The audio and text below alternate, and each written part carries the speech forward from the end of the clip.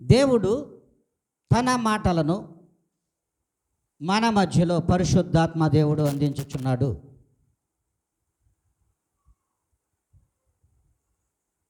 కీర్తనలు 145వ కీర్తన 145వ కీర్తన 18వ లేఖనం ఇప్పుడు మీరు చదివారు.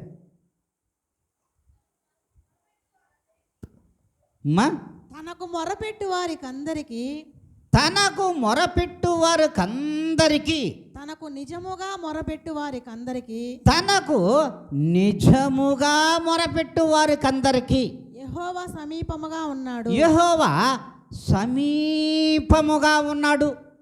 హల్లెలూయా, హల్లెలూయా. బాగా వినండి. తనకు మొరపెట్టువారు ఎవరు? నిజముగా మొరపెట్టువారు ఎవరు? తమాషగా ఉందా?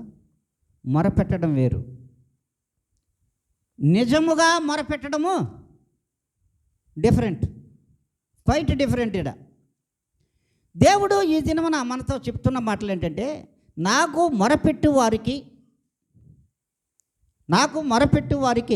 అందరికీ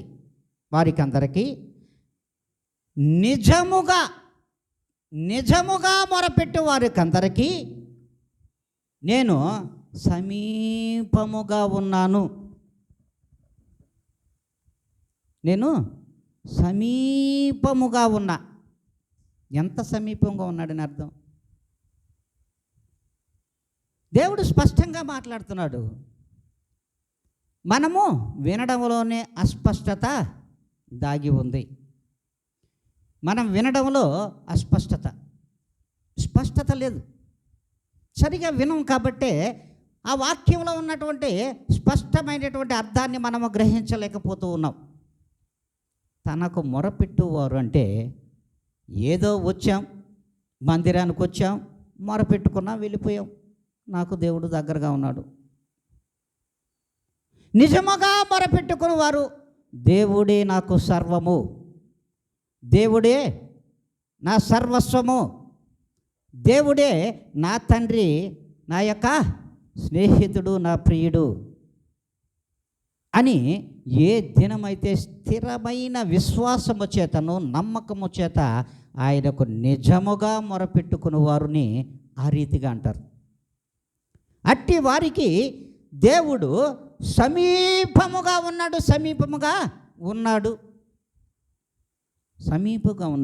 ప్రియమైన విశ్వాసులారా, ప్రియమైన దేవుని సంగమా, ప్రతి ఆదివారం కూడా ఒక ప్రత్యేకమైనటువంటి వాగ్దానం చేత దేవుడు మాట్లాడుతున్నాడు మనతో. మనము వినడంలో అస్పష్టత, గ్రహించడంలో స్పష్టత లేదు. మరి అందుకే మనము నిజముగా దేవునికి ఏ దినమైతే మొరపెట్టుకుంటామో వారికి దేవుడు అతి సమీపముగా ఉంటాడు. దేవుడు సమీపముగా ఉండాలంటే మనము ఎలాంటి వారిగా ఈ లోకంలో ఉండాలి?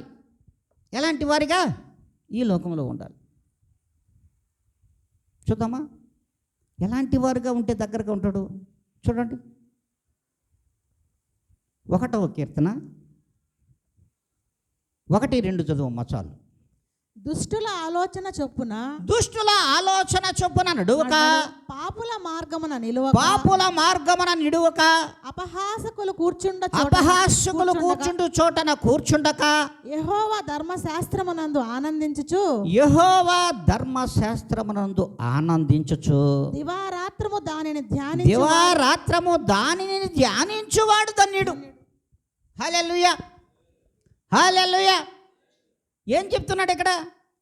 నువ్వు నిజముగా మొరపెట్టుకోవాలంటే, ఆ నిజమైన విశ్వాసిగా మనమును ఉండాలి అనుకుంటే, స్థిరమైనటువంటి నమ్మకము ప్రభువు మీద మనం ఉంచగలిగిన నాడు, స్థిర విశ్వాసముతో మనం జీవించగలిగిన నాడు మనకు దేవుడు సమీపంగా ఉంటాడు. ఆ స్థిరమైన విశ్వాసులు ఎక్కడ కూర్చుంటారు? పాపుల మధ్యలో కూర్చుంటారా? ఏమ్మా,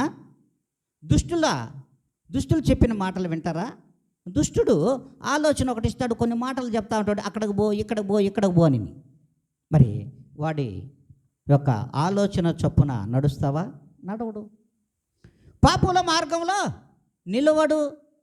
అంతేకాదు, అపహాస్యకులు కూర్చుండు చోట నలుగురు ఎకిలిగా మాట్లాడుకుంటుంటారు, ఎకిలిగా మాట్లాడుకుంటూ ఉంటారు.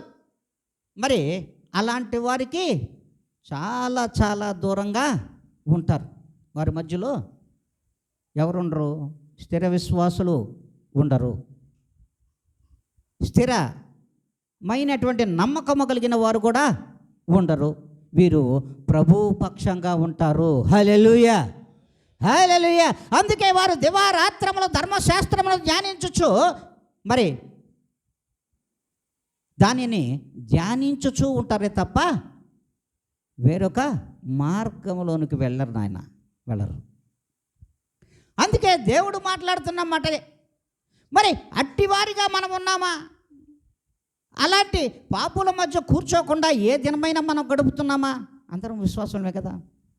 ప్రియమైన క్రైస్తవ సంఘమా, సర్వసార్వత్రిక సంఘములలో ప్రతి విశ్వాసి కూడా ఎలా ఉండాలి? ఒకసారి విశ్వాసి అన్నటువంటి వారముగా నమ్మకము కలిగి స్థిర విశ్వాసం చేత ప్రభువులోకి ఏ దినమైతే మనం వచ్చేసామో ఆ దినము నుండి మన యొక్క ప్రవర్తనలో మార్పు కావాలి. మన స్థితిలో దేవునిపై నమ్మకము కావాలి. దేవునిపై అతిగా విశ్వాసం ఉండాలి. ఆ విశ్వాసము కలిగిన ప్రతి బిడ్డ కూడా ఆయన ధర్మశాస్త్రమును ధ్యానిస్తారు తప్ప, యేసుక్రీస్తు పలికిన మాటలను ధ్యానించుకుంటారు తప్ప, అంతేకాకుండా మరి వీరు పాపుల మధ్యలోకి వెళ్ళరు, దుష్టుల మధ్యలో కూర్చోరు. అంతేకాదు, 4-5 మంది ఎక్కడైనా కూడి వాళ్ళు ఇచ్చకపు మాటలు మాట్లాడుకుంటున్నారు. ఇచ్చకపు మాటలు అంటే ఎకిలిగా ఒకరిని గురించి ఒకరు, ఒకరిని గురించి ఒకరు, ఒకరిని గురించి వారు, ఆ ఇంటిని గురించి ఈ ఇంటిని గురించి మాట్లాడుకుంటున్నారే, అక్కడ వాళ్ళు ఉండరు. అట్టి వారికి దేవుడు సమీపముగా ఉన్నాడు. సమీపముగా, ఎంత సమీపంగా ఉన్నాడంటే అత్యంత సమీపంగా ఉన్నానని దేవుడు సెలవిస్తున్నాడు. అంతేకాదు, అట్టి వారికి సహాయం కూడా చేస్తాడు. అట్టి వారికి విజయాన్ని కూడా ప్రతి విషయంలో దేవుడు ఇస్తాడు. ఇట్టివారు ఎక్కడ ఉంటారో తెలుసా? ఇట్టివారు ఎక్కడ ఉంటారో తెలుసా? ఇప్పుడే చెప్పాను నేను. ఆదివారము ఆయన మందిరంలో ఉంటారు. కొట్టు చప్పట్లు. ఆదివారము ఆయన మందిరంలో ఉంటారు. ఆయన మందిరములో ఆయన వాక్యమును ధ్యానించడానికి, ఆయన వాక్యమును వినడానికి, ఆయన మాటలను వల్లి వేసుకోవడానికి వారు ఆయన మందిరమునకు వచ్చి ఆయన మాటలు వింటారు. స్థిరమైన విశ్వాసము కలిగి జీవిస్తారు. స్థిరమైన విశ్వాసము చేత ఆయన మాటలు విని ఆ మాటలను ధ్యానించుకోమని దేవుడు అంటున్నారు. అట్టి వారికి దేవుడు సహాయం చేస్తాడు. అట్టి వారికి దేవుడు విజయాన్ని ఇస్తాడు. అట్టి వారిని ప్రతి విషయంలో దేవుడు ముందుండి నడిపిస్తాడు, వెనకుండి కాదు. నా దేవుడు ముందున్నాడు. అందుకే దేవుడు అంటున్నాడు, నా ముందర నడుచువాడు యెహోవా, ఆయన నాకు తోడుండును నా ప్రభువా. నా ముందర నడుచువాడు యెహోవా, ఆయన నాకు తోడుండును నా ప్రభువు, నా ప్రభువు. ఎక్కడుంటాడు? నీ వెనకపోతాడా? కాదు, నీకు ముందు యుద్ధం చేస్తాడు. ప్రతి విషయంలో నీకు ముందు, ప్రతి విషయంలో నీకు ముందు ఎదురొస్తున్నటువంటి అపవాదిని, దుష్టుడిని ఛేదించుకుంటూ వెళ్తాడు. చూడండి, దావీదు గారు అతి పొట్టివాడు, అతి పొట్టివాడు. యెషయా యొక్క బిడ్డలను 7 మందిని తీసుకొచ్చి పరిచయం చేయగా వీరందరూ పనికిరారని ఆ దినమున సమూయేలు చెప్పగా, వీరెవ్వరు పనికిరారు, ఇంకెవరైనా ఉన్నారా? దేవుని ఆత్మ చెప్తుంది, ఇంకెవరైనా ఉన్నారా అన్నప్పుడు ఇంకొకడు ఉన్నాడులే పనికి మాలినోడు. హల్లెలూయా. ఒక పనికి మాలినోడు ఉన్నాడయ్యా, గొర్రెలు మేపుకుంటున్నాడు, ఓడు పొట్టివాళ్ళే, ఓడు పనికిరాడు అన్నాడు యెషయా. అందరిని లైన్లో పెట్టాడు. 7 మందిని. 8వ వాడు వచ్చాడు దావీదు. దావీదుని పిలువు అన్నాడు.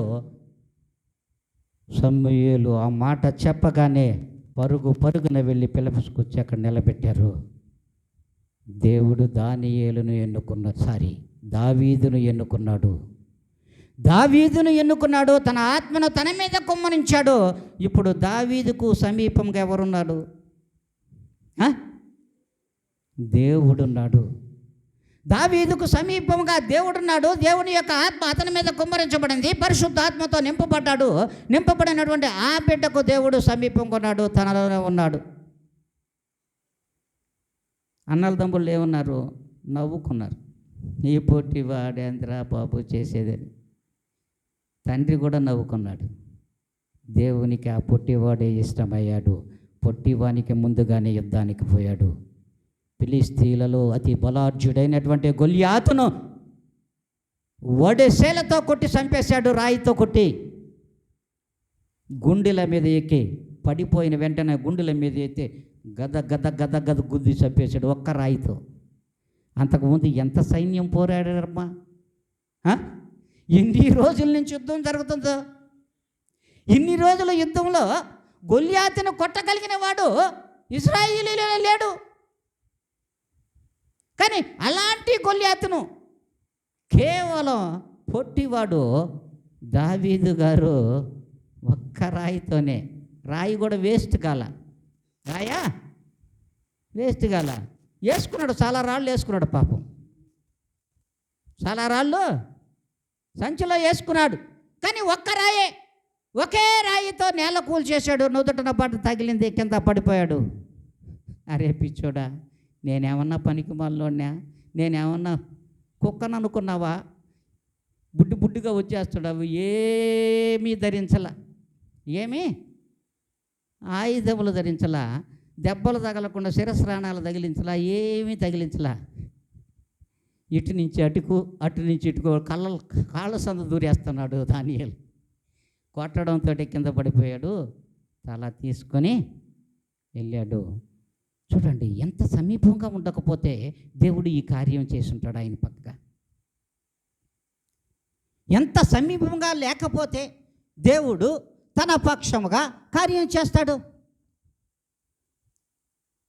ఎంత స్థిర విశ్వాసము లేకపోతే, దేవుని మీద ఎంత నమ్మకము లేకపోతే మరి ఆ కార్యమును మరి దావీదు దగ్గర చేయించాడంటారు. మీరు ఆలోచించండి, బాగా ఆలోచించుకోండి ఒకసారి. అట్టి దావీదు యొక్క ప్రార్థన, ఆయన యొక్క నమ్మకం, దావీదు దేవుని మీద పెట్టుకున్నటువంటి విశ్వాసం, అట్టి నమ్మకం మనకున్నాయా? మన ప్రభువైన యేసుక్రీస్తు వారు అతి శ్రేష్ఠుడని తెలిసిన కూడా ఆయన్ని విశ్వసించడానికి, నమ్మడానికి కూడా ఇంకా మనస్సులు రావడం లేదు. మనుషులు కదిలి మందిరానికి రావడం లేదు. మనుషులు కూడా కదిలి మందిరానికి రావాలంటే బాధపడుతున్నారు. కారణం ఏంటి?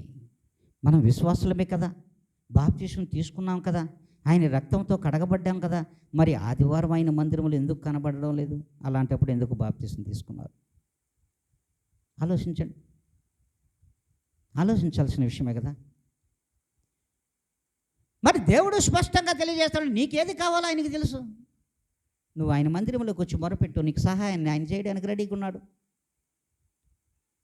మందిరంలోకి వచ్చి నువ్వు ఏ దినమైతే మొరపెట్టుకుంటాడో ఖచ్చితంగా నీకు సహాయం చేస్తాడు. ఆయనకు మనకు ఒక టెలిఫోన్ నంబర్ ఉంది, మరి ఒక వాట్సాప్ నంబర్ ఉంది, ఒక ఈమెయిల్ నంబర్ ఉంది, ఇంకా అనేకమైనటువంటి ఒకే నంబర్ కలిగినటువంటి వ్యక్తి ప్రభువైన యేసుక్రీస్తుతో మాట్లాడాలంటే ఒకే నంబరు 333 ఇర్మియా గ్రంథము 3:33. ఏమని? నీవు నాకు మొరపెట్టితే నేను నీకు ఉత్తరం ఇస్తా. మరి నువ్వేం చేస్తున్నావు? ఇతరులకు ఏం మొరపెట్టుకుంటున్నావు? ఇతరులతో ఏం మాట్లాడుతున్నావు? చెప్పండి. ఫోన్లో సమాధానం కొరకే కదా మాట్లాడతాం. నువ్వేం అడుగుతున్నావు? నువ్వు ఎక్కడున్నావు? నేను ఎక్కడున్నాను. ఇంతే కదా మీరు అడిగేది. నువ్వేం చేస్తున్నావు? నేను ఈ పని చేస్తున్నాను. ఇదే కదా మీరు అడుగుతున్నది. మరి ఇంకేమైనా ప్రత్యేకంగా మాట్లాడుతున్నారా ఫోన్లలో? లేదు కదా. మరి దేవుడితో మాట్లాడండి డైరెక్ట్గా. దేవునిలో ప్రార్థనలాగా రండి, ఆయన మందిరంలో మొరపెట్టుకోండి. నాకు మొరపెట్టము, నీకు ఉత్తరం ఇస్తాను, నిగూఢమైనటువంటి అనేకమైన సంగతులు గూఢార్థములను నీకు తెలియచేస్తానని దేవుడు అంటుంటే, మనము ఆయనకు మొరపెట్టుకోము, లోకులకు మొరపెట్టుకుంటాం, లోబులకు మొరపెట్టుకుంటాం, లోబులకు వీరికి మొరపెట్టుకుంటాం. వీరేం చేస్తారు? చేయగలరా? చేయలేరు. ఎవరి హృదయాన్ని కూడా మార్చలేరు. లోకులు ఎవరు హృదయాన్ని కూడా మార్చలేరు. నా దేవుడు మారుస్తాడమ్మా. ప్రభువైన యేసుక్రీస్తు వారు మారుస్తాడు, ప్రతి హృదయాన్ని మారుస్తాడు. ప్రతి హృదయం, ప్రతి వాని మీద, ప్రతి వారికి మీద కూడా ఆత్మను కుమ్మరిస్తాడు, తన ఆత్మను కుమ్మరిస్తాడు అని దేవుడు అంటున్నాడు. ప్రియమైన విశ్వాసులారా, ఏ దినం మనం విశ్వాసులుగా ఉంటున్నాం ఒక్కసారి జ్ఞాపకం చేసుకోండి. అంతేకాదు, ఎట్టి ప్రవర్తన దావీదు గారు కలిగి ఉన్నారో తెలుసా? పరిశుద్ధాత్మతో నింపబడినటువంటి దావీదు గారు సత్ప్రవర్తన కలిగిన వాడు. ఎక్కడా కూడా తప్పిపోలేదు, జారిపోలేదు, పడిపోలేదు. పడిపోయినటువంటి ఒకే దగ్గర పడిపోయాడు. పడిపోక ముందు సంగతి దేవుడు మాట్లాడుతున్నాడు. మరి ఎక్కడ తప్పిపోవాల? యథార్థ హృదయుడు దావీదు నా హృదయానుసారుడు అన్నాడు. నా హృదయానుసారుడు దావీదు అంటే, హృదయ అనుసారుడు అంటే ఏంటి? హృదయానుసారుడు అంటే ఏంటి? దేవుని యొక్క హృదయమును తెలుసుకుని నడుచువాడు. దేవుని యొక్క హృదయమును తెలుసుకుని నడుచువాడే హృదయానుసారుడు. నా హృదయంలో ఏదైతే అనుకుంటున్నానో అది జరిగించుచున్నాడు దావీదు. నేను నా హృదయ తలపులను ఎరిగినవాడు.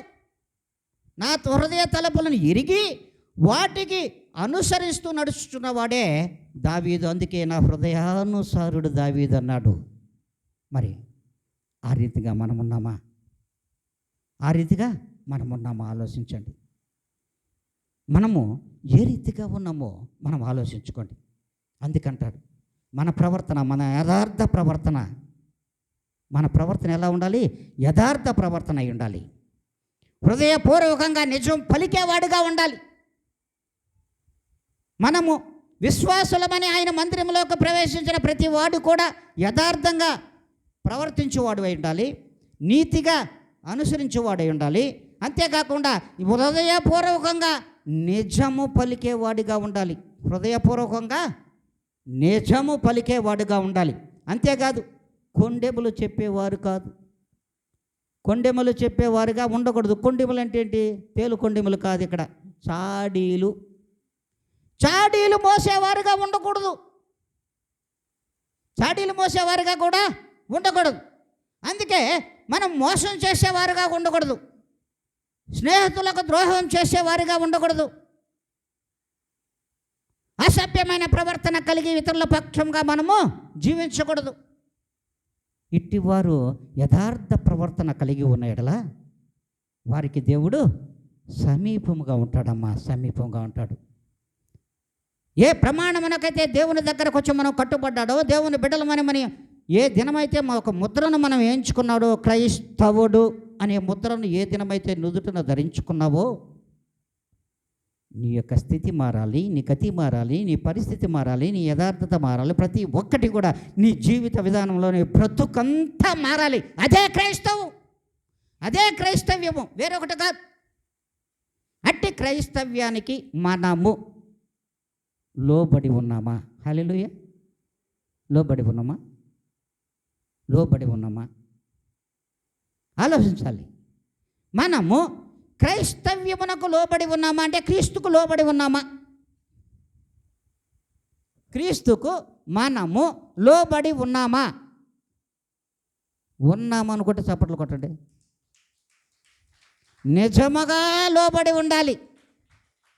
అల్లా తప్పక లోబడడం కాదు, నిజముగా లోబడి ఉండాలి. నిజముగా లోబడి ఉండగలిగిన నాడు దేవుడు నీకు సమీపంగా ఉంటాడు, సమీపంగా ఉండవు. అందుకే అంటాడు, నీ హృదయాన్ని నువ్వు పరీక్షించుకో, నీ హృదయాన్ని నువ్వు పరీక్షించుకో. నీ హృదయాన్ని నువ్వు ఏ దినమైతే పరీక్షించుకుంటావో, అంతేకాకుండా ఒక ప్రశ్న వేసుకోమంటాడు, నేను క్రీస్తులో ఉన్నానా, క్రీస్తుకు వెలుపుట జీవించుచున్నానా? క్రీస్తులో ఉన్నానా, క్రీస్తుకు వెలుపుట ఉన్నానా? క్రీస్తుకు వెలుపట ఉన్నట్లయితే లోకములో నువ్వు ఉన్నట్లు. క్రీస్తులో ఉండగలిగినాడు, క్రీస్తులోనే ఉంటావు. క్రీస్తు వెలుపట ఉంటే ఎక్కడుంటావు? లోకములో ఉన్నట్లే. ఇంకా నీ ప్రవర్తనలో మార్పు లేదు, నీ ప్రవర్తనలో తేడా లేదు. నువ్వు అలాగే అపహాస్యకులతోనే ఉంటావు, పాపులతోనే నడుస్తావు. మరి యథార్థంగా జీవితం ఉండదు. మరి మనలో నీతి ఉండదు. మరి లోకంలో ఉన్నావు కాబట్టి క్రీస్తుకు వెలుపుటుంటే అది, క్రీస్తుకు లోపలుంటే నువ్వు నిజముగా దేవునిలో ఉన్నట్లే, దేవుడు నీకు సమీపంగా ఉన్నట్లే. దేవుడు నీతోనూ నీలోనూ నీకు సమీపంగా, అతి సమీపంగా ఉన్నట్లే దేవుడు. మరి అలా ఉన్నామా? ఆలోచించండి. అలా ఉన్నామా? మనకు ఒక కట్టడ ఉంది. పరిశుద్ధాత్మ దేవుడు అనేక కట్టడలను ఇచ్చాడు. కట్టడలు, అనేక ఆజ్ఞలు, మరి ఆయన యొక్క మాటలు. ఈ కట్టడలకు కానీ, ఆజ్ఞలకు కానీ, మాటలకు కానీ మనము ఏ దినమైతే విలువ ఇచ్చున్నామా, వాటిని అనుసరిస్తూ ఏ దినమైనా ప్రవర్తించుచున్నామా? ఆలోచించండి. వాటిని అనుసరించుచు ఏ దినమైనా ప్రవర్తించుచున్నామా? అరే, ఒక అబద్ధం చెప్పేటప్పుడు మరి అబద్ధం ఆడకూడదు కదా ప్రభువులో ఉన్నప్పుడు అనే తలంపు మనకు వస్తుందా?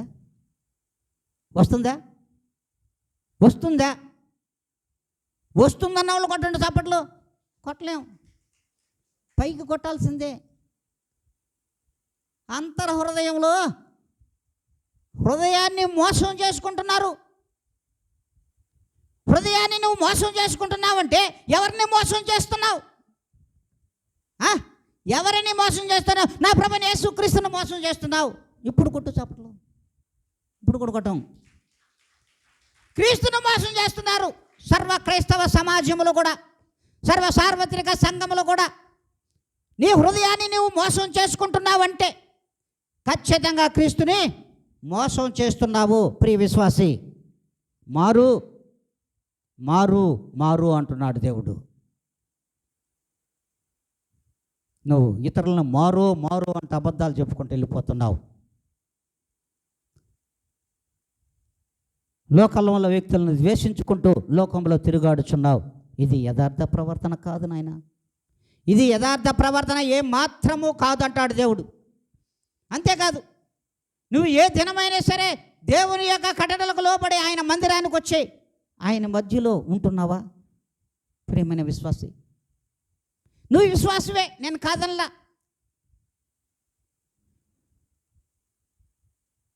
నువ్వు దేవుని బిడ్డలే. మా తాతల తాతల తాతల తరం నుండి కూడా దేవుని బిడ్డలమే అని అనుకుంటాం. మా కుటుంబం అంతా పాస్టర్ల వంశమే. హల్లెలూయా, హల్లెలూయా. కానీ మందిరాల్లో కనబడం. హల్లెలూయా. మందిరాల్లో కనబడం. వాక్యాలు వినము, వాక్యాన్ని కూడా వినం. ఎందుకు ఇలాగా? క్రైస్తవ్యంలోకి పయనిస్తున్నటువంటి బిడ్డలు, క్రైస్తవ జీవితాలుగా పుట్టినటువంటి బిడ్డలు, అట్లా జీవించుచున్న బిడ్డలు ఇంకా కూడా ఆ రీతిగా ఎందుకు వెళ్తున్నారంటే వారిలో యథార్థ ప్రవర్తన లేదు, ప్రభు యొక్క నీతి వారిలో లేదు, ప్రభు యొక్క ప్రవర్తన కూడా వారిలో లేదు, తగ్గింపు గుణము అసలే లేదు. కనుకనే వారు లోకములో తిరిగాడుతారు. నేరుగా వచ్చే దేవునికి మొరపెట్టుకుంటారు. వారికి సమీపంగా దేవుడు ఉండడు. ఇదిగో మా అమ్మ నాన్న పోయారు నా కోసం ప్రార్థన చేయడానికి. నేను మాత్రం బలాదూరుగా దేశాలు తిరిగేసి వస్తా, పట్టణాలు తిరిగేసి వస్తా, పల్లెటూర్లు తిరిగేసి వస్తా. నా పేరట మా అమ్మ నాన్నలు ప్రార్థన చేసేసి చాలులే అనుకునేవాళ్ళు లేరా? ఉన్నారా లేదా? చాలామంది ఉన్నారు. చాలామంది లెక్కకు మించిన వారే ఉన్నారు. అట్టి వారందరూ క్రైస్తవులే. అందుకే దేవుడు అంటున్నాడు, అట్టి క్రైస్తవుల యొక్క మాటలు నేను వినను, వారి మొరను నేను ఆలకించను.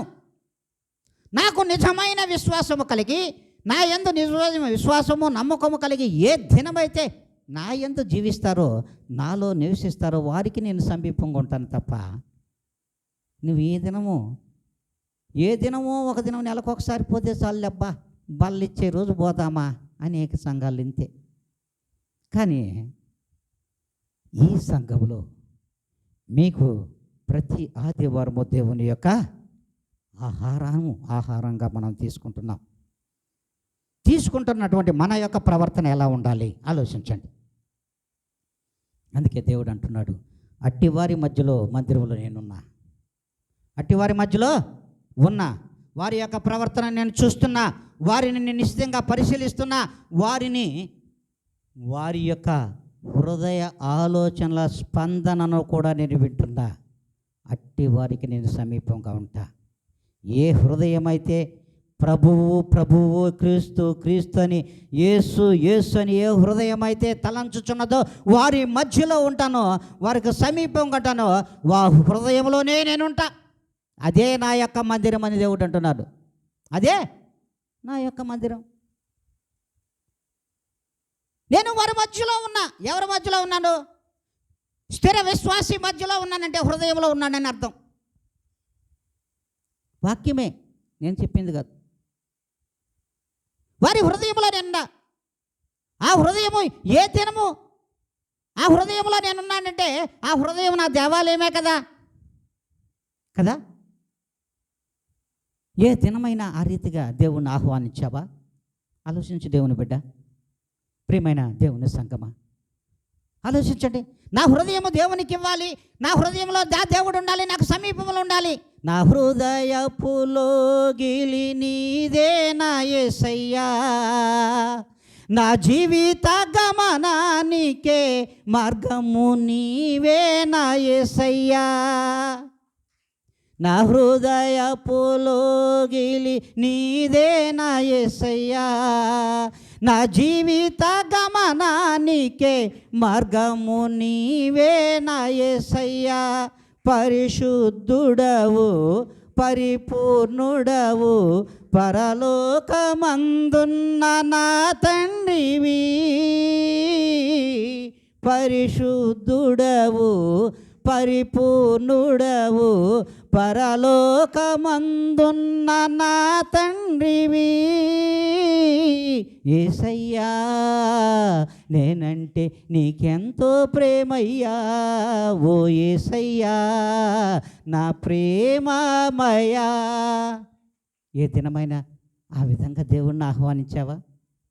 ప్రియమైన దేవుని బిడ్డ, ఏ దినమైన దేవుణ్ణి నీ హృదయంలోకి ఆహ్వానించావా? నీ తలంపులను, చెడు తలంపులను తీసివేసి లోక ప్రవర్తనను విడిచిపెట్టి నీ హృదయము పవిత్రమైన పరిశుద్ధంగా ఉండగలిగితే దేవుడు ఆ హృదయంలోనే కదా ఉండాలనుకున్నాడు. అట్టి దేవునికి నీ హృదయాన్ని ఇస్తున్నావా? ప్రియమైన విశ్వాసులారా, సర్వ క్రైస్తవ సమాజంలోతోనే మాట్లాడుతున్నాడు, క్రైస్తవ సంఘములతోనే దేవుడు మాట్లాడుతున్నాడు, సార్వత్రిక సంఘములతో దేవుడు మాట్లాడుతున్నాడు. కానీ మాటలు మనకు వినబడుతున్నాయి. వినబడిన మాటలను ఈ చెవిన వదిలేస్తున్నాం, హృదయంలోకి చేర్చుకోలేకపోతున్నాం. ప్రియమైన దేవుని బిడ్డలారా, హృదయంలోకి మనం చేర్చుకోలేకపోతున్నాం. ఏ దినమైతే దేవుని యొక్క తలంపులు, ఆలోచనలు దేవునినే నీ హృదయంలోకి చేర్చుకోగలిగిన నాడు, నీవు ఆహ్వానించగలిగిన నాడు, నీ పక్కన ఉంటానన్నాడు, నీలోనే ఉంటున్నానన్నాడు, నీ సమీపంగా ఉన్నాడు, అతి సమీపంగా దేవుడు ఉంటానంటున్నాడు. నీ కార్యము నేను జరిపిస్తానంటున్నాడు. నీ కార్యము నేను జరిపిస్తా. ప్రియమైన దేవుని బిడ్డ, నీవు నా బిడ్డవి. నీవు రోధిస్తూ ఉంటే నేను చూస్తూ ఉంటానా? నీ కన్నీటిని నేను బుడ్డిలో దాచుకోలేదా? నీ యొక్క ఏడుపును, నీ యొక్క కన్నీటిని నా యొక్క బుడ్డిలో నేను దాచుకొని ఉన్నానా లేదా? ఉన్నావా లేదా? ఒక్కసారి ఆలోచించండి. దేవుడు ఒక్కసారి ఆలోచించండి. నీ కన్నీటిని దేవుడు తన బుడ్డిలో దాచుకున్నప్పుడు నీ కన్నీటికి విలువ కట్టగలిగిన వాడు, నీవేదైతే కోరుకున్నావో దేవుడు దయచేయగలిగిన వాడు వేరొకరు లేరమ్మా ఈ లోకంలో. నా కన్నీటిని నీ బుడ్డిలో దాచుకున్నావయ్యా. ఎంతటి మాట చెప్పండి. ఏ దినము నువ్వు ప్రార్థన చేశావు? అయ్యా, ఈ దినము ఏడుపు, నా కన్నీళ్ళు ఇక్కడ రాలుతున్నాయంటే, అయ్యా నా కన్నీటిని బుడ్డిలో దాచుకోయ్యా, ఆ కన్నీటికి నాకు సహాయం చేయ ఏ దినమని అడిగావా? ఏ దినమైనా సరే మీరు అడిగారా? ఏ దినమైనా సరే అట్టి ప్రార్థన మనం చేస్తున్నామా? ఆలోచించండి. ఏ దినమైనా సరే మనం అట్టి ప్రార్థనలో ఉంటున్నామా? మరి ఎందుకు క్రైస్తవ జీవితాలు ఈ రీతిగా ఉన్నాయి? ఎందుకు క్రైస్తవుల యొక్క ప్రవర్తన ఎందుకు మారడం లేదు? ఇంకా మారడం లేదు. విశ్వాసులుగా ఉంటున్నటువంటి మనం ఎందుకు మారటం లేదో ఒక్కసారి ఆలోచించండి అమ్మా. ఎందుకు మారడం లేదు? ఎందుకు మారకుండా ఉంటున్నామో ఒక్కసారి జ్ఞాపకం చేసుకోండి. ప్రేమైన విశ్వాసులారా, మీకు దేవుడు సమీపంగా ఉన్నాడమ్మా. ఇంకొకటి చెప్పాలంటే అత్యంత సమీపంగా ఉన్నాడు. ఇప్పుడు అత్యంత సమీపముగా ఉన్న దేవుడు, అత్యంత సమీపంగా దేవుడు మన మధ్యలో ఉన్నాడు. అందుకే దేవుడు అంటాడు, ఏ దినమైతే దేవుని యొక్క కట్టడలకు లోబడి, ఏ దినమైతే దేవుని యొక్క ప్రవర్తనకు లోబడి, ఏ దినమైతే దేవుణ్ణి తన హృదయంలో దాచుకొని, ఏ దినమైతే తన యొక్క హృదయంలో దాచుకున్న దేవుని యొక్క ఆలోచనల చొప్పున నడుచుకున్నదో, హదస్స అనే బిడ్డ కోటకు రాణి అయిపోయింది. హదస్సాను ఆ బిడ్డ కోటకు రాణి అయిపోయింది. కోటకు రాణి అయిపోయింది. హదస్స ఎవరు అసలు? హల్లెలూయా, హల్లెలూయా. ప్రియమైన విశ్వాసాలారా, హదస్స ఎవరు? మనం బైబిల్ గ్రంథం చదివితే కదా, చదువు కదా.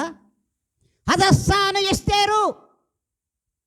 ఎస్తేరు కోటకు రాణి అయిపోయింది. షూషాను కోటకు రాణి అయిపోయింది. అహశ్వరోషు రాజుకి పట్టపు రాణి అయిపోయింది. అప్పటిదాకా పట్టపు రాణిగా ఉన్న వస్తీ కిందకి వెళ్ళిపోయింది. ఎంత తగ్గింపుతో, దేవునితో నడవకపోతే, దేవుని బిడ్డ కాకపోతే, దేవుని ఎంత సమీపముగా లేకపోతే, దేవుడు తన హృదయంలో లేకపోతే పట్టపు రాణిగా కోటను సమీపించింది. షూషాను కోటకు రాణి అయిపోయింది. మరి అట్టి ప్రవర్తన వల్ల అవుతా? ఎంత విశ్వాసం అనాలి, ఎంత నమ్మకం అనాలి, ఎంత తగ్గింపు అనాలి, ఎంత మర్యాద అనాలి? ఆ బిడ్డలో ఎంత మర్యాద అనాలి? అందరూ నగలు వైద్యుర్యాలు ధరించుకుంటే మన హదస్స ఏమీ ధరించలా. ఆమె అతి సౌందర్యవతి. ఆమె ముఖము కళకళలాడుతూ రాజుకు కనబడింది. మరుక్షణం కోటకి రాణి అయిపోయింది. వస్తీ ఎక్కడ? కిందకి దిగజారిపోయింది. మరి ఎటువంటి ప్రవర్తన కలిగితే రాణి అయిందమ్మా? మరి మనం ఏ దినమైనా దేవుడికి సమీపంగా ఉండాలనుకుంటున్నామా? ఏ దినమైనా నా దేవుడు నాకు సమీపంగా ఉంటే చాలు, నాలో ఉంటే చాలు, నా యొక్క ప్రవర్తన, నా ఆలోచన, నా తీరు, నా యొక్క యథార్థత దేవునికి నచ్చితే దేవుడు నాకు సమీపంగా ఉంటాడు అనే తలంపు ఏ దినమైనా మన హృదయంలో కలిగిందా? ఆలోచించండి. ఏ దినమైనా మన హృదయంలో కలిగిందా? బాగా ఆలోచించుకోండి అమ్మా. ఏ దినమైనా సరే మనం అట్టి ఆలోచనతో ఉన్నామా? మరి ఇక్కడ మాత్రం అనుకుంటాం, మందిరంలో ప్రతి ఒక్కరు అనుకుంటారు ఇడిగా ఉండాలి ఇంటికి పోయిన తర్వాత అని. హల్లెలూయా, హల్లెలూయా. అబ్బబ్బబ్బ, మందిరం నుంచి వెళ్ళిన తర్వాత, ఈ మాటలు విన్న తర్వాత, వీటినన్నీ మన హృదయంలో దాచుకున్న తర్వాత ఇదే రీతిగా బ్రతకాలి అని మందిరంలో అనుకుంటారు. మందిరంలో చివరి ప్రార్థన అయిపోయి ఆశీర్వాదం ఇచ్చిన తర్వాత గేటు దాటిన మరి క్షణమే మన యొక్క ప్రవర్తన మారిపోయే. మళ్ళా లోకల్లో కలిసేసావు, అపాసకుల్లోకి వెళ్ళిపోయావు, అందరితో కూసో మాట్లాడుకుంటుంటాం. ఇది కాదు దేవుడు అడుగుతున్నది. నీ ప్రవర్తనలో యథార్థత ఏ దినముగా నీ మందిరంలో నీ మాట విన్నావో, ఏ దినమైతే నువ్వు ఈ దినమున మాట్లాడినటువంటి ఈ దేవుని మాటలు నువ్వు విన్నావో వాటిని హృదయంలో దాచుకొని యథార్థంగా ఈ దినం నుండి నీతిగా ప్రవర్తించు. ఆ నీతిమంతుడు నీలో ఉంటాడు, ఆ యథార్థవంతుడు నీలో ఉంటాడు. ఏ కపటము లేని నా దేవుడు మీలో ఉంటాడు. ప్రియమైన విశ్వాసులారా, మరి అలా మనం జీవిస్తున్నామో లేదో ఒక్కసారి జ్ఞాపకం చేసుకోండి. అలా మనము జీవిస్తున్నామా లేదే? కారణం ఏమిటి?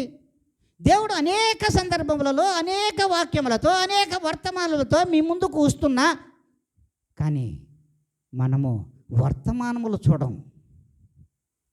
వర్తమానములో ముందు జరుగుచున్న వాటిని, జరగబోయే వాటిని దేవుడు తెలియజేస్తున్నాడు. అట్టి వర్తమానంలో మనం ఉన్నాము. ఈ దినమున మనం ఈ చూడం, భూతకాలంలోకి వెళ్తాం, వెనక్కి. హల్లెలూయా. వెనక్కి వెళ్తాం. వెనక్కి వెళ్ళి ఆ యూట్యూబ్లలో అన్నీ చూస్తాం. కానీ దేవుడు ఎవరితో సూటిగా మాట్లాడుతున్నాడో ఆ మాటలు ఏమిటో, అందులో ఉన్నటువంటి అర్థం ఏమిటో వాటిని గ్రహించలేడానికి టైం అసలు ఉండదు. టైము అస్సలు ఉండదు క్రైస్తవ బిడ్డలకు. అట్టి ఓర్పు లేని వారు క్రైస్తవ బిడ్డలు కాలేరు. అట్టి నిరీక్షణ లేని వారు క్రైస్తవ బిడ్డలు కాలేరు. క్రీస్తుకు వారసులు కాలేరు. అట్టి సహనము లేనివారు, ఓరిమి లేనివారు కూడా క్రీస్తుకు వారసులు కాలేరమ్మా. క్రీస్తుకు వారసులు కాలేరు. నీ ఓర్పు ఎక్కడ అంటాడు ఒక సందర్భంలో ప్రభువుల వారు అంటారు, నీ ఓర్పు ఎక్కడా, నీ నిరీక్షణ ఎక్కడా, నీ యొక్క సహనం ఎక్కడా, నీ ఓరిమి ఎక్కడా, నేను పెట్టే పరీక్షలో నీ విజయం ఎక్కడా? హల్లెలూయా. నేను పెట్టే పరీక్షలో నీ విజయం ఎక్కడా? ప్రియమైన దేవుని బిడ్డ, నీ విజయమో ఎక్కడ? నీకు ఓర్పు లేదు, ఓర్మి లేదు, సహనం లేదు, నిరీక్షణ లేదు, అంతకంటే రక్షింపబడాలనే ఆలోచన లేదు, అంతకంటే ప్రభువు మీద ప్రేరణ కూడా నీకు లేదే. నా ప్రభువు కోసం నేను ఎదురు చూడాలనే నిరీక్షణ లేదు, ప్రభువులో నేను జీవించాలనే ప్రేరణ కూడా నీళ్ళు లేదే. మరి ఎలా దేవుడు సమీపంగా ఉంటాడు? ఎలా దేవుడు సమీపంగా ఉంటాడు ఆలోచించండి. ప్రభువా ప్రభువా ప్రభువా అని ఆయన మందిరంలోకి వచ్చి ప్రార్థన చేస్తాం. ప్రార్థన చేసినంత మాత్రాన సరిపోదమ్మా. నీ ఓర్పు, నీ నిరీక్షణ, నీ సహనము, నీ ఓర్మి, నీ యొక్క ప్రేరణ ప్రభువు మీద ఉండగలిగితే ఖచ్చితంగా దేవుడు నీకు సమీపముగా ఉంటాడు. కాదు, అతి సమీపముగా ఉంటాడు. అతి సమీపముగా నీ దేవుడు ఉంటాడు. చూడండి, అపోస్తుల కార్యములు 7వ అధ్యాయము, అపోస్తుల కార్యములు 7వ అధ్యాయము 20 నుంచి 22 వరకు. ఆ కాలమందు మోషే పుట్టెను. అతడు దివ్య సుందరుడై తన తండ్రి ఇంట 3 నెలలు పెంచబడెను. తరువాత అతడు బయట పారవేయబడినప్పుడు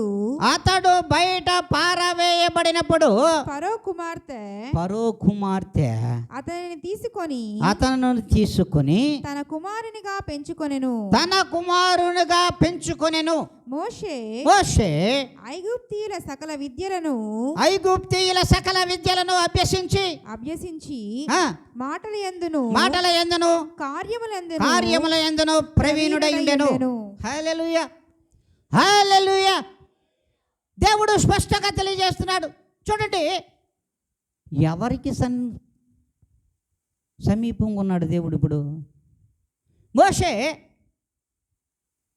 పుట్టిన తర్వాత 3 నెలల వరకు పుట్టిన బిడ్డనంతా ఏట్లో పడేయమన్నాడు ఫరో రాజు.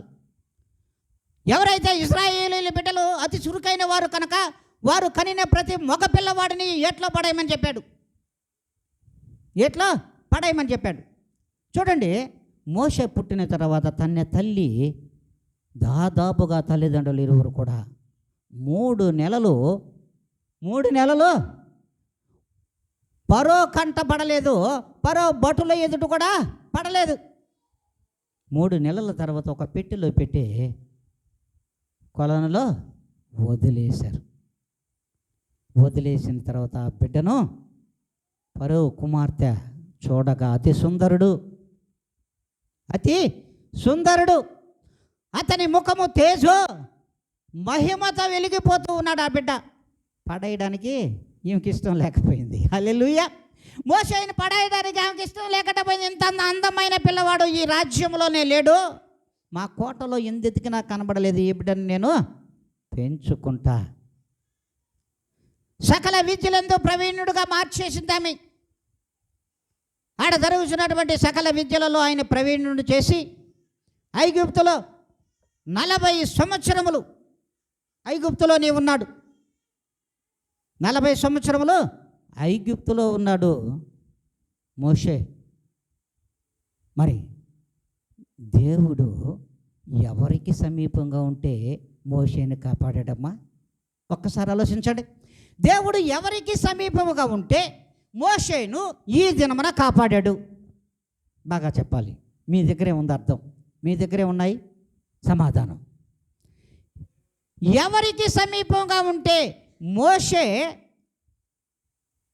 40 సంవత్సరముల వరకు కూడా ఐగుప్తులో చిన్న బిడ్డ నాటి నుండి పెరగగలిగాడు అంటే 3 నెలలప్పుడే ఆ బిడ్డ హతమైపోయి ఉండాలి. పుట్టిన వెంటనే లేదా చనిపోయి ఉండాలి మోషే గారు. కానీ ఎందుకు చనిపోలేదు? ఎందుకు చనిపోలేదు తెలుసా? ఎందుకు మోషే మరి ఆ విధంగా దూరం కాలేదు అంటే ఒకటే సమాధానం. అబ్రహాము ఇస్సాకు యాకోబులకు ఇచ్చిన ప్రమాణం. అబ్రహాము ఇస్సాకు యాకోబులకు ఒక ప్రమాణము చేసుకున్నాడు. ప్రభువుల వారు ఒక ప్రమాణం చేశాడు. ఇదిగో ఇక్కడ కష్టం అనుభవిస్తున్నారు, అతి హీనంగా బ్రతుకుతున్నారు ఐగుప్తులో ఇశ్రాయేలీయులు, అతి దారుణంగా జీవిస్తున్నారు.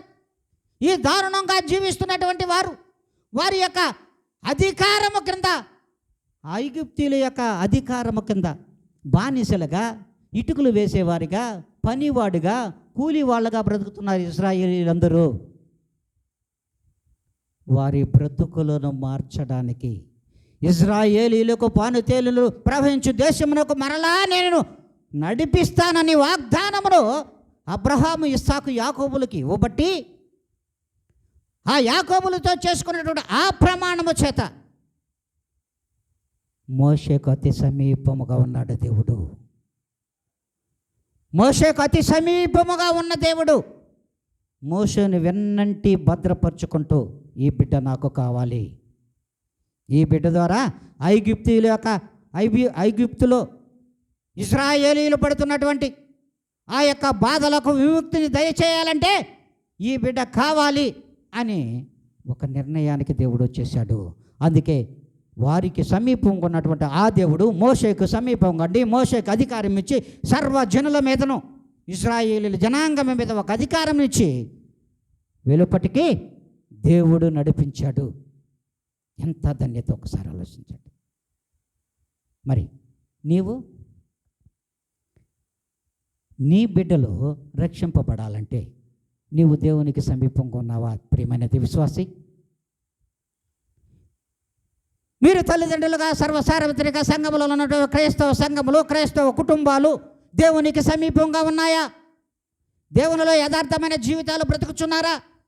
నీతిగా నడుస్తున్నారా? నీతిమంతుడికి దగ్గరగా ఉన్నారా? నీతిమంతుడిని మీ హృదయంలో ఉంచుకొని ఉన్నారా? అలాగైతే నీ బిడ్డలకు సమీపంగా నేనుంటాను అని దేవుడు అంటున్నాడు.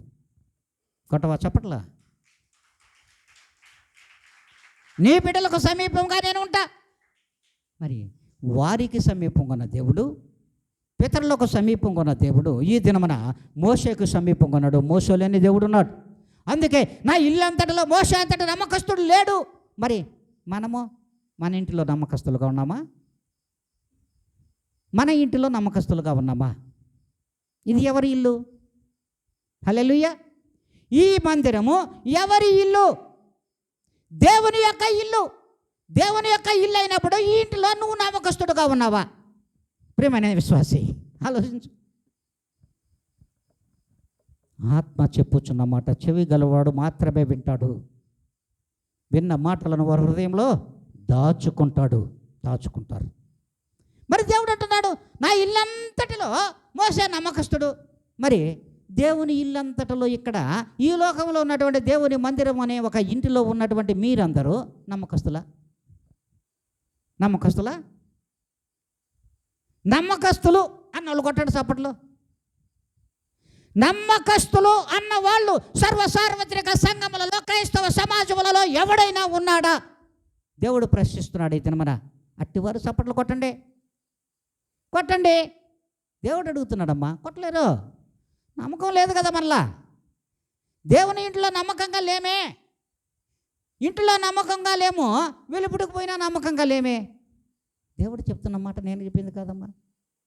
నేను చెప్పే మాటలే దేవుడు వినరమ్మా. లోక సంబంధమైన మాటలు మాట్లాడుతానేమో కానీ నా దేవుడు పలికించే మాటలు ఇవి. నా దేవుడు రక్తముతో చిందించి పలికించినటువంటి మాటలమ్మా ఇవి. అందుకు దేవుడు అంటున్నాడు. అంతేకాకుండా ఏ పితరులకు ఇచ్చినటువంటి ప్రమాణమునైతే తూచా తప్పక దేవుడు ఆ ప్రమాణమునకు, వాగ్దానమునకు లోబడి ఈ దినము మోషేకు సమీపముగా ఉన్నాడు, అత్యంత సమీపముగా ఉన్నాడు. మరి మనం అలా రీతిగా లేం. కారణం మనకే తెలుసు, మనకే తెలుసు. ఎవరి హృదయానికి వారికే తెలుసు. మీకే తెలుసు. సంఘంలో ఉన్న ప్రతి బిడ్డకి తెలుసు నా హృదయం ఎలా ఉందో అనేది. మీరు హృదయం మీద చెయ్యి వేసుకొని ప్రశ్నించుకోండి. మరి నేను దేవుడికి సమీపంగా ఉన్నానా? దేవుడు నాకు సమీపంగా ఉన్నాడా? ఆలోచించండి. దేవునికి మనం సమీపంగా ఉన్నామా, లేదా దేవుడే మనకు సమీపంగా వస్తాడా? మనం దేవునికి సమీపంగా లేము, దేవుడు మనతో కూడా సమీపంగా రాడు.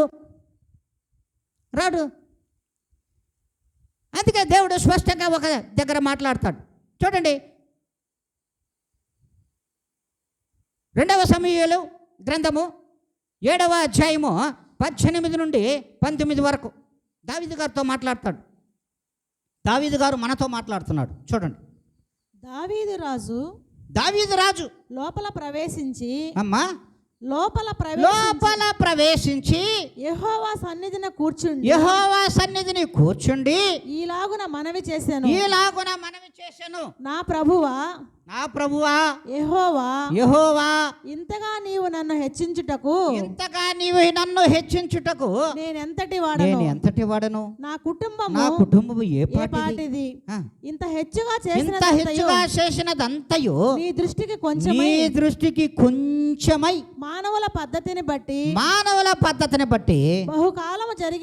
బహుకాలము జరిగిన తరువాత నీ దాసుడనైన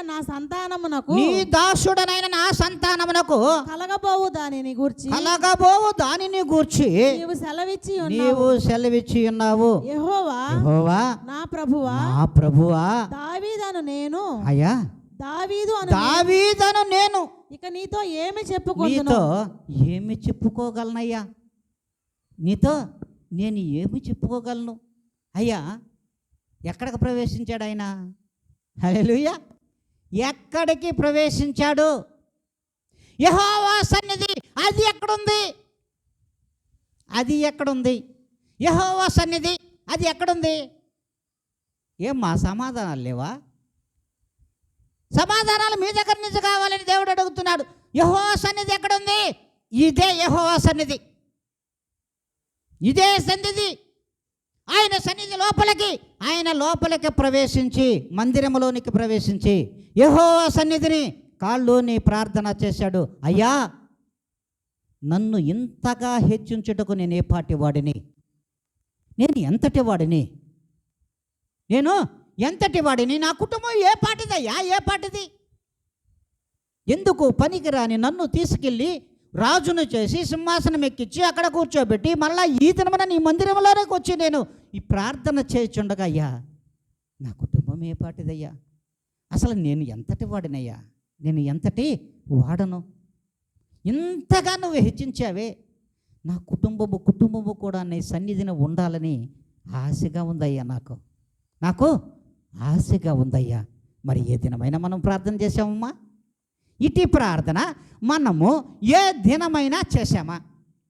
నా కుటుంబం అంతా యెహోవా సన్నిధిని, ప్రభువైన యేసుక్రీస్తు సన్నిధిని ఉండాలి అని ఏ దినమైనా మనం ప్రార్థన చేశామా? మరి ఆయన అంటాడు, దావీదు మహారాజు అంటాడు, అయ్యా ఇంతగా హెచ్చించి ఇదంతా నువ్వే చేసావు, కానీ నీ దృష్టికి చాలా చిన్న విషయం. నీ పక్షముగా ప్రతి విశ్వాసి పక్షముగా ఆయన మేలు చేయగలిగిన నాడు, ఆయన మనకు సమీపంగా ఉన్న నాడు ఆయన చేసే మేలు ఆయన దృష్టికి ఎంత ఎంత ఆవగింజలో కూడా సగము ఆయన దృష్టికి. మన దృష్టికి ఎంత? మన దృష్టికి అవధులు లేవు, సంతోషానికి అవధులు లేవు, ఆనందానికి అవధులు లేవు. మరి ఎంత సంతోషిస్తామమ్మా, ఎంత ఉల్లసిస్తామమ్మా. మరి అట్టి దేవుడు మనకు సమీపంగా వద్దమ్మా, అట్ట దేవుడు మనకు సమీపంగా వద్దా? ఆలోచించండి. సమీపంగా ఉండాలని కానీ, సమీపంగా మనం ఆయనతో ఉండాలని కానీ ఏ దినమైనా మనము ఆలోచించామా? అందుకంటాడు, యెహోవా నా ప్రభువా, నా ప్రభువా దావీదును నేను నీతో ఏమి చెప్పుకుందునయ్యా, ఏమి చెప్పుకుంటాను ఇంకా? ఇంత చేసిన నీవును నేను ఏం చెప్పుకోవాలి మీకు? బట్ ప్రార్థన అంతా మనకు. మరి ఆయన సన్నిధానంకి వెళ్ళే కదా దావీదు ప్రార్థన చేశాడు. అక్కడి నుంచే కదా దేవుని సహాయం పొందుకున్నాడు. పొందుకున్నటువంటి ఆ దేవుని దగ్గరకు మనం ఈ దినం వచ్చున్నాం కదా, ఆయన సన్నిధిలో ఉన్నాం కదా. ఏ దినమైనా మన ప్రార్థన అట్టి ప్రార్థన ఉందా? అయ్యా ఎంత చేసినా ఇదంతా మీకు అతి చిన్న, నీ దృష్టికి చాలా చిన్న విషయమే అయ్యా, నేను ఏమి చెప్పుకోగలను మీకు? నేను ఏమి చెప్పుకోగలను? చేసిన సాక్ష్యాన్ని మనం చెప్పుకోలేకపోతున్నామే. హల్లెలూయా, హల్లెలూయా. దేవుడు చేసిన మేలులను గురించి కానీ, ఆయన చేసిన ఘనకార్యంలో గురించి కానీ, అద్భుతమైన కార్యంలో గురించి కానీ ఏ దినం కూడా మనం చెప్పుకోలేకపోతున్నాం. ఇంత సహాయమే ఆయన చేసింది. ఆయన దృష్టిలో ఇంత, మన దృష్టిలో కొండంత. మరి అట్టి సహాయం పొందుకోగలిగిన వారిగా మనం ఉన్నామా? ఆలోచించాలి. అందుకే దేవుడు ఒక మాట చెప్తాడమ్మా, నీకు కలిగిన దానిని గట్టిగా పట్టుకో, నీకు కలిగిన దానిని గట్టిగా పట్టుకో. ఏమిటి నీకు కలిగినది? ఏమిటి నీకు కలిగినది ఈ దినమున? ఈ దినము మీరు ఏమి కలిగి ఉన్నారు చెప్పండి? వాక్యంతోనే చెప్పండి. వాక్యమే ఇది. ప్రతిదీ కూడా ఈ దినము చెప్పిన ప్రతి మాట కూడా బైబిల్ గ్రంథంలో ఎక్కడా లేదు. బైబిల్ గ్రంథం లేదు. నీకు కలిగిన దానిని గట్టిగా పట్టుకో. ఈ దినం ఉండైనా ఏంది కలిగింది? నెక్స్ట్ ఇంకా విశ్వాసం, ఓకే, ఇంకా నమ్మకం, ఇంకా రక్షణ. సరే, ఈ మూడు కలిగి ఉన్నాం. ఈ మూడు మనం కలిగి ఉన్నాం అనుకుందాం. మనము ఈ మూడు కలిగిన విశ్వాసం కలిగాము, నమ్మకం కలిగాము, రక్షణ కూడా కలిగాము, రక్షణ కూడా పొందేసుకున్నాం. కానీ దేవుని వాక్యం నీలో లేదనుకో, సమీపంకుంటాడా? కొట్టు చాపట్లు, కొట్టవమా చాపట్ల. దేవుని వాక్యం అనే ఆ ప్రభుని యేసుక్రీస్తు నీలో లేకపోతే ఈ రక్షణ వ్యర్థము, ఈ విశ్వాసం వ్యర్థము, ఈ నమ్మకం కూడా వ్యర్థమే. అందుకే స్థిరమైనటువంటి విశ్వాసము, నాట్ అస్థిరం, స్థిరమైన విశ్వాసము కావాలి. అట్టి విశ్వాసము చేత నువ్వు నమ్మకము కలిగి గట్టిగా దేవునిలో ఉండగలిగిన నాడు దేవుడు నీలో ఉంటాడు, నీతో ఉంటాడు, నీకు సమీపముగా దేవుడు ఉంటాడు. అంతేగాని నేను రక్షణ పొందేసుకున్నాను, విశ్వాసంతో ఉన్నాను, పొగాకు మానేశాను, అయ్యి మానేసాను, ఈ మానేశాను, ఎదవ నోటి నుండి వచ్చే మాటలు మానలేదు కదా. హల్లెలూయా, హల్లెలూయా. ఎదవ నాలుక ఈ నాలుకను సరి చేసుకోలేకపోయావు కదా, మరి నీకు దగ్గర ఎట్టుంటాడు దేవుడు? హల్లెలూయా. దగ్గర ఎట్టుంటాడు? సమీపంగా ఉంటాడా? అతి సమీపంగా ఉంటాడా? రక్షణ తీసుకున్నావు, విశ్వాసం తీసుకున్నావు, అబ్బా నమ్మకంగా జీవిస్తున్నావు. కానీ ఈ నమ్మకము, ఈ విశ్వాసం, వీటన్నిటిని పక్కన పెట్టి నీ నాలుకను సరి చేసుకోలేకపోయావే. నీ ప్రవర్తన అంతా మారిపోయింది. లోకానికి విరుద్ధంగా అన్నీ మార్చేసుకున్నావు. కానీ నోరులో ఉన్నటువంటి నాలుకను మాత్రము సరి చేసుకోవాలా. మరి ఎట్టుంటాడు ఆ హృదయంలో దేవుడు? ఎలా ఉంటాడు ఆలోచించండి. అందుకే నీకు కలిగిన దానిని, ఈ దినం ఏం కలిగింది నీకు? దేవుని వాక్యముతో కలిగి ఉన్నావు నువ్వు. దేవుని మాటలు నీ హృదయంలోకి వచ్చాయి. ఇప్పుడు విన్నటువంటి ఈ వాక్యములను గట్టిగా పట్టుకో. అదే ప్రభువైన యేసుక్రీస్తు నీ హృదయంలో ఉంటాడు. ఆ ప్రభువైన యేసుక్రీస్తు నీ హృదయంలో వాక్యము దేవుడై ఉన్నాడు కదా. వాక్యమే చెప్తుంది కదా. అరే, ఆ వాక్యాన్ని నువ్వు గట్టిగా పట్టుకుంటున్నావా? బలంగా ఈ దినమైన పట్టుకోగలుగుతున్నావా నీ హృదయంలోకి? నీ హృదయంలోకి ఆ వాక్యాన్ని ఎత్తుకోగలుగుతున్నావా? వాక్యంతో జీవించగలుగుతున్నావా? వాక్యం ప్రకారంగా నీ నోటన మాటలు రాగలుగుతున్నాయా? లేవే. మరి నీకు దేవుడు సమీపంగా ఎట్టుంటాడు? అత్యంత సమీపంగా ఉంటానంటున్నాడు ఆయన. అంతేకాదు, చివరిగా ఒక లేఖనం చూద్దాం. యోహాను రాసినటువంటి యోహాను శుభవార్త 1వ అధ్యాయము 12వ లేఖనం. తన్ను ఎందరు అంగీకరించిరో తన్ను ఎందరు అంగీకరించరు వారికందరికి అనగా తన నామమునందు విశ్వాసముంచిన వారికి దేవుని పిల్లలగుటకు ఆయన అధికారము అనుగ్రహించెను. హల్లెలూయా, హల్లెలూయా. దేవుని పిల్లలగుటకు ఆయనకు అధికారం అయితే ఆయన ఇచ్చాడు. మీరు నాకు పిల్లలైన వారందరూ మరలా ఎలా ఉన్నారు? యథార్థత కోల్పోయిరి, నమ్మకాన్ని తీసి పక్కన పెట్టిరి, నీతిని తీసి పక్కన పెట్టిరి. మరి ఇంకా చెప్పకూడని లోకానుసారమైన క్రియలన్నీ మళ్ళీ లోపలికి వచ్చా. ఎట్ట దేవుని బిడ్డలవుతావు నువ్వు ప్రియమైన విశ్వాసి? ఆయన ఎంత నమ్మకం ఉంచావు, విశ్వాసం అనేది ఉంచావు. కానీ ఆయన బిడ్డలు అవ్వడానికి అర్హత మాత్రం దేవుడు ఇచ్చాడు. అర్హులైనటువంటి ఆ బిడ్డలు ఎలా ఉన్నారా? అర్హులైనటువంటి ఆ బిడ్డలు దేవునిలో ఎలా ఉండాలి? ఆ జీవాధిపతికి, ఆ పరిశుద్ధ ఆత్మకి దగ్గరగా ఉన్నావా? సమీపంగా ఉన్నావా? మరి ఆ పరిశుద్ధాత్ముడిని నీ హృదయంలోకి ఎత్తుకున్నావా? ఆ వాక్యంతో నీవు జీవిస్తున్నావా? పిల్లలగుటగా అధికారం ఇచ్చాడు. కానీ కానీ కానీ నువ్వెలా ఉన్నావు? నీవెలా ఉన్నావు? నీ బ్రతికి ఎలా ఉన్నది? నీ స్థితి ఎలా ఉన్నది? నీ మార్గం ఎలా ఉన్నది? అబ్బా, లోకలందరూ పోయే మార్గంలో మనం కూడా పోవాల్సిందే కదా, ఎట్టుంటే ఏమి అనేది కదా మన బ్రతుకులో. అయినా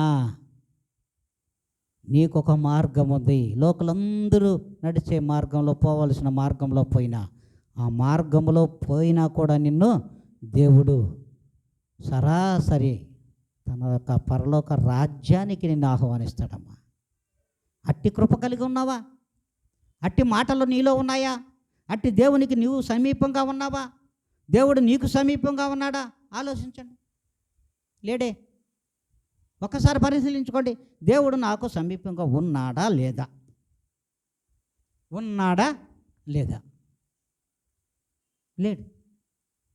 ఎందుకంటే మనము మన యొక్క ప్రవర్తనే సరిగా లేదు, సరి చేసుకోమని దేవుడు అంటున్నాడు. సరి అయిన వాక్యము చేత ఏదైనా మనం మాట్లాడుతున్నాడు. ఆ సరి అయిన వాక్యమును మీ హృదయంలోకి ఎత్తుకుని హత్తుకుని ఆయనలో జీవించినట్లయితే ఆయన నీకు అత్యంత సమీపంగా ఉంటున్నాడు. నీకు సహాయము చేస్తాడు. నీ యొక్క విశ్వాసమును దేవుని ఇంటిలో ఎంత నమ్మకంగా నువ్వు జీవించావో, నీవు నీ యొక్క కుటుంబము జీవించిందో, నీ బిడ్డలకు కూడా దేవుడు సమీపముగా ఉంటాడు. హల్లెలూయా. అత్యంత సమీపముగా ఉంటాను అని దేవుడు అంటున్నాడు. ఆయన ఇల్లంతటిలో మీరు నమ్మకస్తులుగా ఉండండి. ఆయన ఇల్లంతటిలో మీరు నమ్మకస్తులుగా ఉండగలిగితే నీ బిడ్డలందరూ కూడా దేవునికి సమీపంగా ఉంటారు. దేవుడు మీకు మీ కుటుంబములకు సమీపంగా ఉంటానని దేవుడు ఈ దినమని తెలియజేస్తున్నాడు. ఇట్టి వర్తమానమునైనా సరే మీ హృదయములలోకి ఎత్తుకోమని, దానిలో మీరు ఫలించమని, దేవునికి సమీపంగా ఉండమని దేవాతి దేవుడు తెలియజేస్తున్నటువంటి ఈ మాటలు నా హృదయములలో దేవుడు ఫలింపచేయునుగాక. ఆమెన్. హల్లెలూయా, హల్లెలూయా.